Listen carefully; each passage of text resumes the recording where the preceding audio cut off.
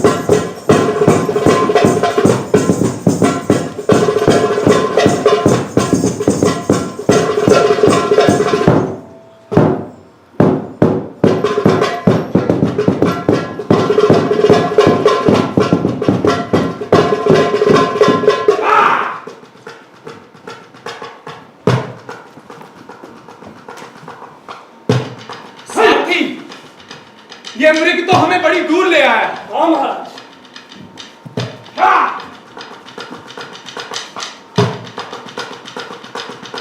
देखो कैसे अपनी सुंदर गर्दन मोड़कर बार बार पीछे हमें देखता है और फिर सरपट भाग पड़ता है।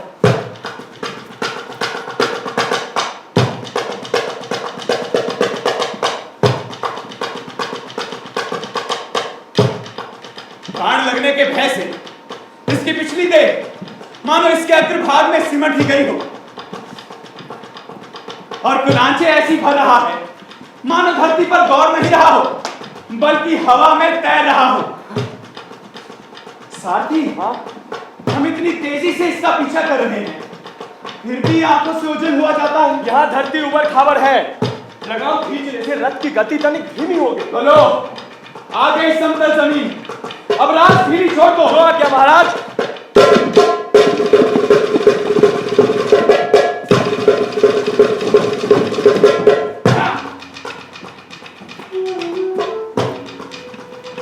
वाह, ये अश्व तो हरिण से भी तेज है। जो पहले छोटे बिंदु सा दिखता था वो पल भर में बड़ा हो जाता है। आधी टेढ़ी रेखाएं सीधी हो जाती हैं। दूर खड़े पेड़ पौधे हाथ मिलाने लगते हैं। कभी लगता है सब कुछ कितना दूर है और कभी सब कुछ बहुत पास। लीजिए महाराज, हिरण आपकी तीर की पहुंच में। अब देखना साथी मैं कैसे इसका शिकार करता हूं।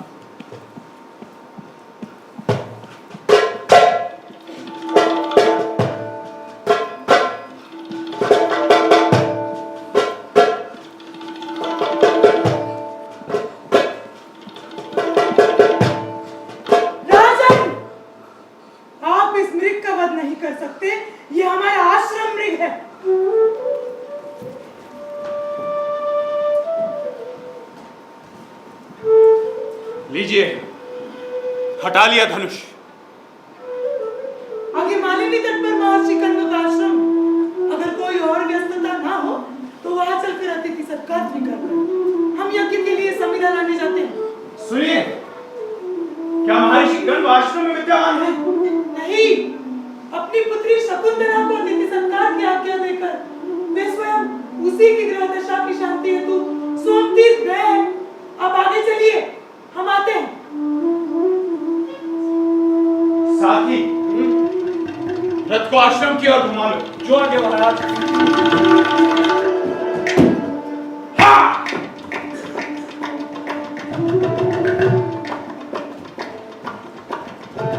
बिना बताए भी जान पड़ता है कि यह तपोवन का ही क्षेत्र है।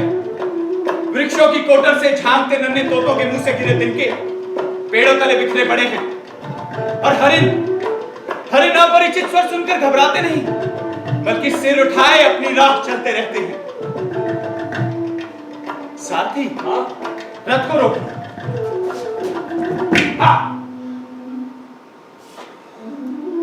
हम आश्रम वासियों के कार्य में बाधा नहीं डालना चाहते।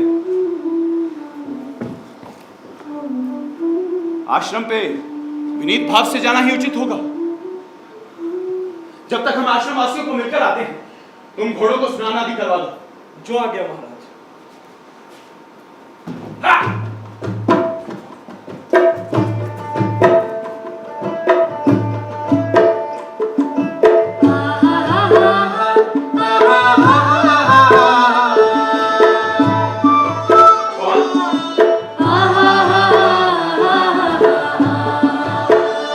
ये अपरिचित से स्वर किसका है? ha ha ha ha ha ha ha ha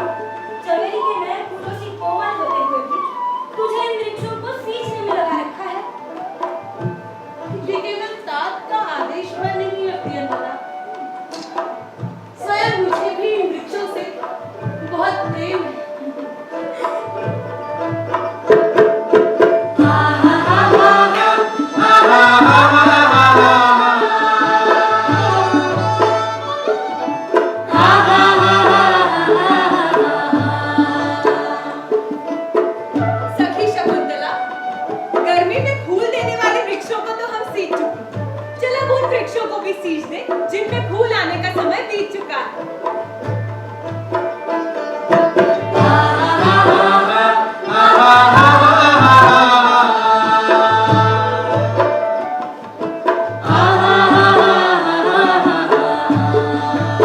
देखना अनसुया, प्रियंवदा ने मेरा वलकल कितना कस दिया है।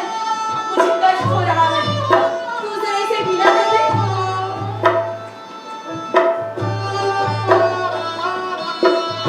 स्तनों को विकसित करने वाले अपने यौवन को दोष दे। मुझे क्यों कोसती है?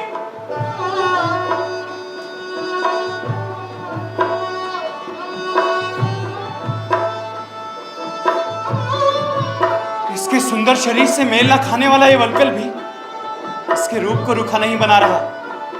वैसे ही जैसे सेमार से घिरे होने पर भी कमल हमेशा सुंदर ही रहता है। अनसुया, प्रियंवदा, हवा में उंगलियां हिलाता ये आम का वृक्ष मानो मुझसे विनती सा कर रहा हो। चलकर इसी का सत्कार करूं। शकुंतला, थोड़ी देर वहीं ठहर जा। क्यों?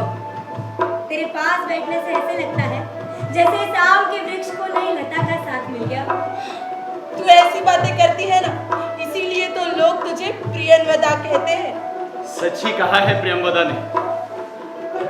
सखी अनसुया, जानती है शकुंतला इस वन ज्योत्सना की ओर इतना क्यों देखती है? ना, तू ही बता दे। इसलिए कि जिस प्रकार इस वन ज्योत्सना को आम के वृक्ष के रूप में अपना अनुरूप पति मिला है, उसी प्रकार हमारी शकुंतला को भी अपने अनुरूप वर मिले। ये सब तेरे मन की अभिलाषा होगी। अच्छा।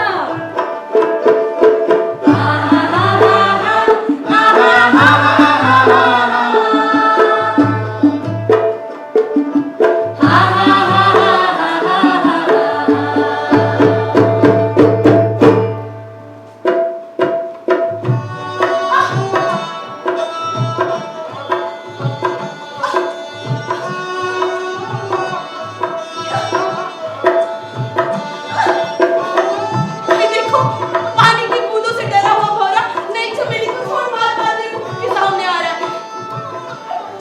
इसका ये भौरे को हटाना भी कितना सुंदर लग रहा है। अनसुया, प्रियंवदा, बचाओ ना मुझे इस भौरे से। ये तो मेरा पीछा ही नहीं छोड़ रहा। हम कौन है तुझे बचाने वाली? पुकारना है तो राजा को पुकारो, वही इस तपोवन के रक्षक है। तू यहाँ से हटने का नाम ही नहीं ले रहा। ऐसा करती हूँ, मैं ही यहाँ से हट जाती हूँ।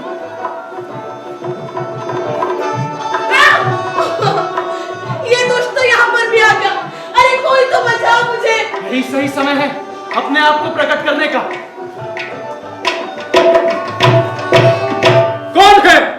कौन है जो भोली भारी तपस्वी कन्याओं को आतंकित कर रहा है? कोई आतंकित नहीं कर रहा आर्य, बस हमारी प्रिय सखी दुष्ट भौरे से व्याकुल होकर डर गई है। देवी, तपस्या में वृद्धि तो हो रही है ना? अतिथि विशेष के आगमन से आज तो हो ही रही है। आर्य का स्वागत है।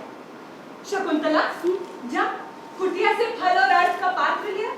हाँ, अभी ले। नहीं, आप लोगों की मधुर वाणी से ही मेरा आतिथ्य हो गया। अच्छा? आप लोग भी पेड़ों को पानी दे देकर थक चुकी होंगी। थोड़ी देर विश्राम कर लीजिए। बैठिए ना, बैठिए। और आप लोगों की एक सी आयु, एक सी आत्मीयता नैनों को बड़ी मनोहारी लग रही है। आकृति से अत्यंत गंभीर और अपनी मधुर वाणी से प्रतिभा और अधिकार बिखेरने वाला ये युवक कौन हो सकता है? कौतूहल तो मुझे भी हो रहा है। आर्य किस राजश्री वंश की शोभा है और किस उद्देश्य से सुकुमार आर्य ने तपोवन में आने का कष्ट उठाया है? मैं राजा दुष्यंत का नया नियुक्त किया गया धर्म अधिकारी हूँ। इस पवित्र आश्रम के दर्शन के उद्देश्य से इस तपोवन में आया था। शकुंतला, ताजगढ़ यदि आज यहाँ होते तो क्या होता? तो क्या? अपना सब कुछ देकर भी अतिथि विशेष का सत्कार करो। देवी, क्या मैं एक प्रश्न पूछ सकता हूँ? पूछिए, निसंकोच होकर पूछिए। तपस्वियों से प्रश्न पूछने में किसी भी प्रकार की मर्यादा का कोई उल्लंघन नहीं होता। क्या आपकी सखी तापस धर्म का पालन केवल कन्यादान तक करेंगी, या जीवन पर्यंत अपने जैसी आंखों वाली हिरनियों के साथ ही विचरण करती रहेंगी? हमारी सखी धर्माचरण करने के लिए बाध्य है। वैसे तात करने से योग्य वर को देने का निश्चय कर चुके हैं। अनसुया, मैं जा रही हूँ। हे शकुंतला, तू इस प्रकार नहीं जा सकती। क्यों? क्योंकि तुझ पर मेरे 2 वृक्ष सींचने का ऋण है। पहले वो उतार दे, फिर चली जा। अरे ये तो पहले ही पेड़ों को पानी दे देकर थक चुकी है। गागर भरी उठाने से बाहु शिखर हैं थके झुके, हथेलियां अग्नि सी हैं लाल। खुलते जुड़े को रोकता बारंबार उसका ये हाथ, बिखर ना जाए कहीं भावनाओं का उन्मुक्त ये केश जाल।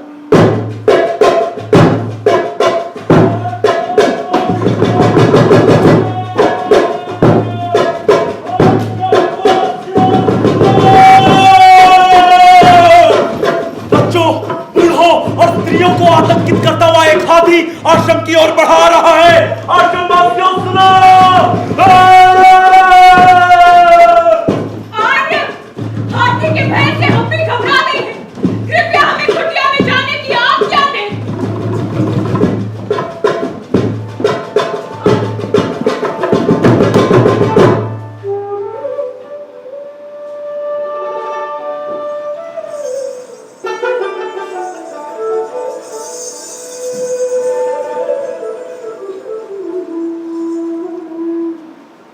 शकुंतला को देखने के बाद अब नगर वापस लौटने की इच्छा समाप्त हो चुकी है। सैनिकों को आदेश दे देता हूं कि वो तपोवन से थोड़ी दूरी पर ही रुके। अब उससे दोबारा मिले बिना यहां से जाना संभव नहीं।